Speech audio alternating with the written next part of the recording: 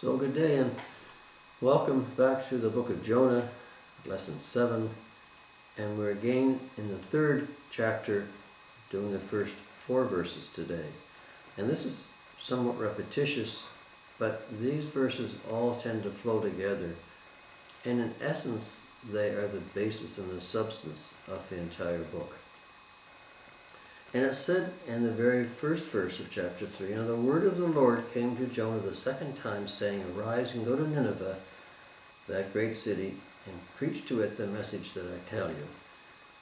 The first part of this entire book has to do with showing how God is sovereign.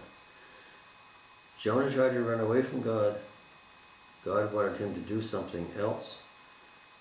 He brought him back to where he wanted him because of his sovereignty, and he showed Jonah that God is sovereign over all.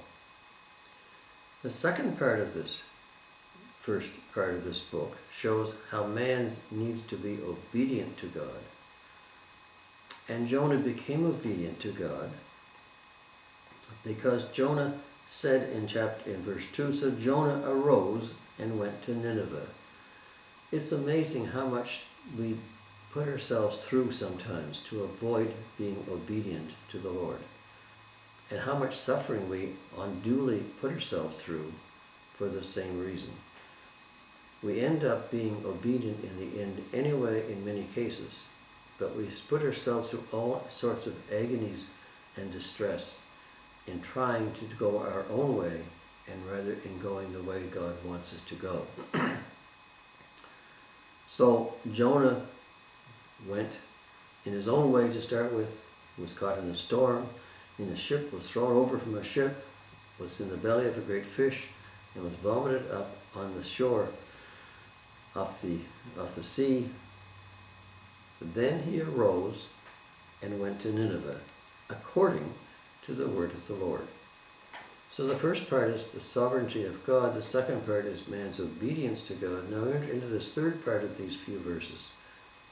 It says, "Now Nineveh was an exceedingly great city, enlarged a 3 days' journey in extent.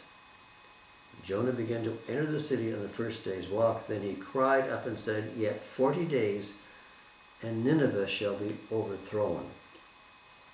And the word used for overthrown here is the same word that's used for the destruction of Sodom and Gomorrah back in the book of Genesis. It means that Nineveh will be destroyed. So we have the sovereignty of God, the man's obedience to God, and now the result of man's obedience to God. Jonah cried out to the city and said, "Yet 40 days and Nineveh shall be overthrown." We often think of the greatest revival in the Bible as being that of what happened at Pentecost when 3,000 souls came to be saved. But yet this was a city of approximately 600,000.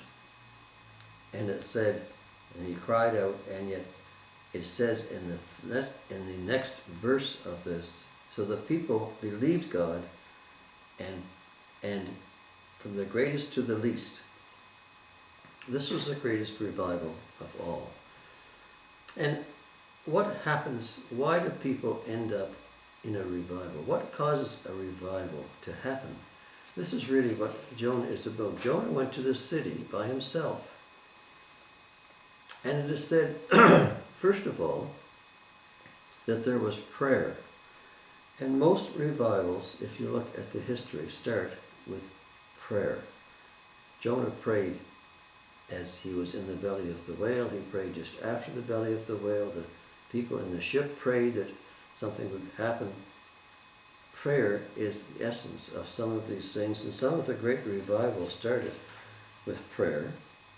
And it was said that in Denver, in 1905, the Denver News reported on a call for revival, a call for prayer, and that people did this. People heard this. The Denver Post, January 20th, 1905, called for a prayer, and for 2 hours everything stopped in the city. People prayed. People sat down and stopped their secular activities. They had a prayer meeting throughout the whole city, and for a long time there was a change in the city of Denver. This also happened. There was a revival which happened in other areas. In Boston, in New York, there was revivals which happened as a result of prayer which started. One was as a result of Charles Wesley in the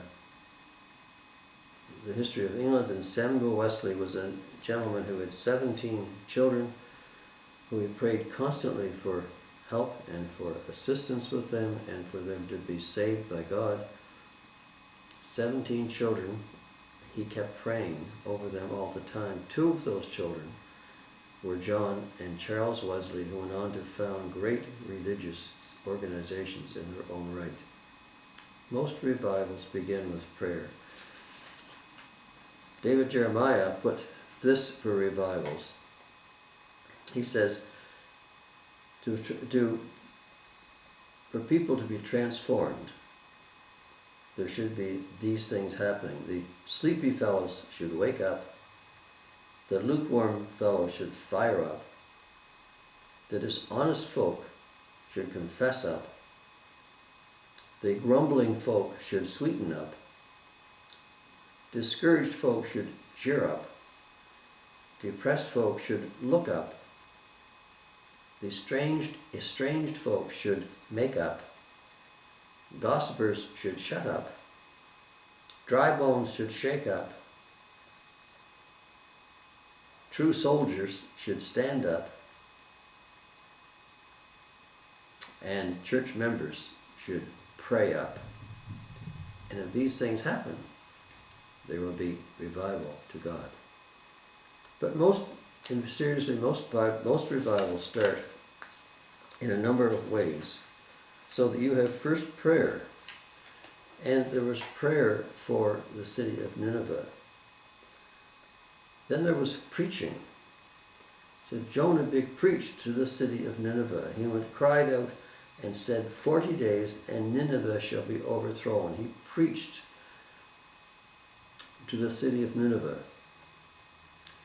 It also may have been that there was a person, a sign, because of Jonah, because according to some scientists, if a person is exposed, if skin is exposed to the gastric acids that might be found in a whale, it would cause the skin to bleach.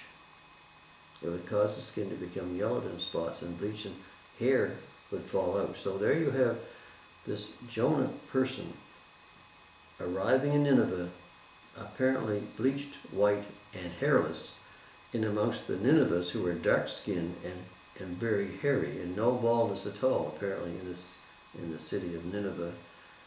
He would be quite a scene, he would be quite a spectacle, and he would be certainly attract attention. The place was Nineveh itself, and there was some evidence that there may have been some softening up of this area beforehand, because in 765 there was a plague that ravaged the city. And in 763, these are BC dates, 763 BC, there was another disaster which happened. And then in 759 there was a second plague. So you have 3 things that happened in a very short period of time, which would have caused the Ninevites, who were superstitious and pagans, to feel that something was about to happen. And then you have Jonah coming in his changed appearance to preach to Nineveh that there would be something seriously happen to them. Jonah was a Hebrew, and Ninevites were enemies of the Hebrews. They were complete pagans. So to have this one Hebrew person come and preach to all the city of Nineveh, which is what God asked him to do in the first place, would have been quite a scene. It would have been quite a sight. And apparently it did work because God was behind it.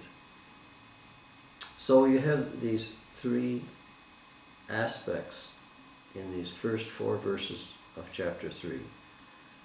The first part indicates the sovereignty of God because the word of the Lord came to Jonah the second time after all that he had been through, and gave him the same message: arise and go to Nineveh. It showed the obedience of man, that we should all be obedient to God, because Jonah did. He arose and went to Nineveh, but he had to go through all his ordeal first before he agreed to obey God. And because he did this, we saw the result of what happened, because he preached to Nineveh, that great city, and as we see a little further on in this chapter, the city became saved. So this is the essence of these first 4 verses of the book of Jonah, chapter 3, as it is God's sovereignty, man's obedience, and the results of what happens. But you need prayer, you need the place, you need the preacher, you need the person in order to make this take place. So we're going to get on into the rest of chapter 3 next week, but this is the important essence of this entire book in these 4 verses. So I will get on to this next week and we'll finish chapter 3 at that time. But bye for now. Thanks for watching. Hope to see you next week.